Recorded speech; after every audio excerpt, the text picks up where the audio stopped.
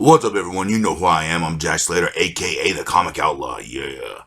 And we're back with some classic Fantastic Four. Issue 60, The Pearl of Doom. Yes, the pearls of power, yes, of Doom. Taking and possessing power.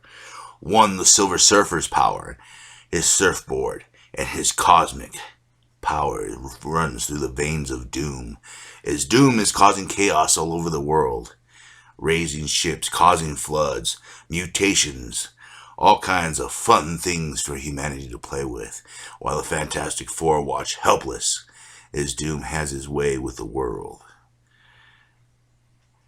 And as they try to figure out a way, Thing has had it. He wants to go clobber Doom, put him in his place once and for all. But Reed reminds them they can't. They're totally outclassed. They must wait for this device to be built. Sort of a cosmic absorber, an anti-cosmic plane, if you will. But in the meantime, Doom is flying around, just basically doing what Doom does until the Torch appears out of nowhere. The Torch, after losing the first time, is back for a little revenge. And he's using his speed this time instead of just out and out brute force. And here he comes zapping and blasting. But like I said, Doom is in a class all by himself with the power cosmic. He can turn himself into any element, anything. He can turn his body into crystal, which all the heat in the world won't do any good for Johnny. And of course, he lures him into a trap in one of those spinneroonies that Doom loves so much. He always does them through the comic books, and basically causes a tornado, drives Storm away. Thinking that he's vanquished him once and for all, Doom makes plans to take the world. And meanwhile, the Silver Surfer's in prison. Power is gone. Tricked by Doom, and now getting his ass handed to him by one of Doom's guards. Sad life for him. Meanwhile, the Fantastic Four is flying around trying to get in contact with everyone, trying to get the right pieces to fit together. And of course, they see Doom, and Doom sees them. He commands a tree to come out of nowhere, grabs the ship, and starts pulling it down. And of course, Thing, ready to smash, ready to clobber, falls out of the ship. And of course, Reed turns himself into a parachute in order to save Sue as the ship comes crashing down. They see Johnny there as well. Now, Reed's plan is to keep Doom off guard, to bounce around and hit him at multiple angles until they get this machine up and running. So, the fight begins. Ben, on the other hand, has a different strategy. He just wants to break Doom in two. But he finds it's going to be a little more difficult than he thought it was going to be. Doom commands everything, including the rocks, and has two big boulders come out of nowhere and smash him. He's just getting up from the rubble. Doom stands with the surfboard, ready to clobber Ben Grimm. But Ben Grimm knows that it's clobbering time and goes at him with everything that he has. Doom, with the power cosmic, is more than a match for the Thing. And Doom's power is just outclassing him in every way. He is just beating the crap out of him. And of course, Thing gets in a few good shots, because Thing's had experience fighting the Hulk. Thing's had experience fighting different things at this point that are stronger than him. So he knows how to slip in a good punch here and there. Meanwhile, some cosmic entities are meeting.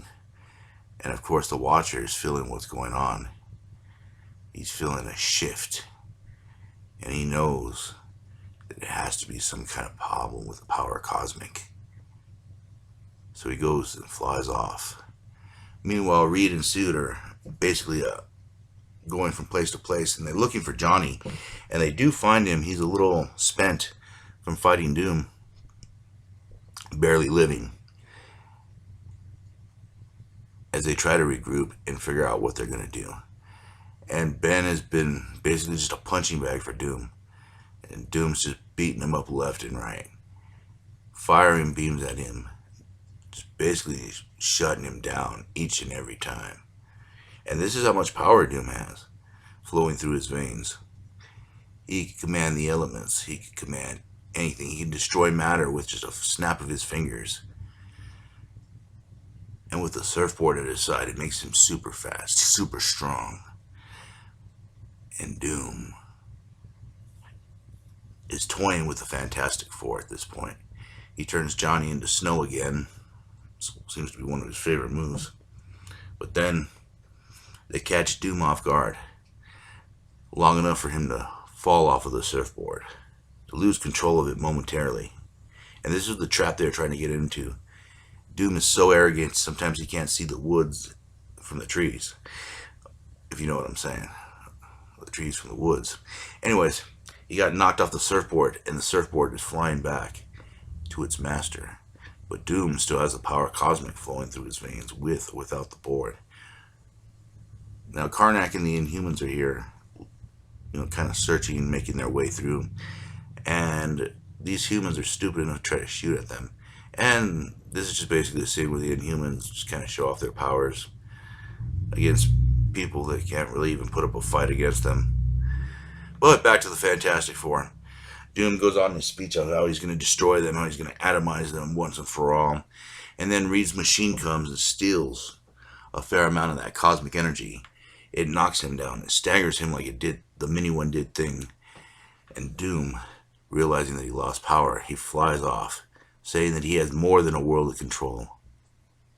But, poof, in an explosion, he vanishes. And the surfboard goes back to its master. Doom didn't realize the curse Galactus has set on him that he could never leave the Earth. And now the board is free. We'll find its master. We'll find out the next time, won't we? And I'll catch you on the flip side.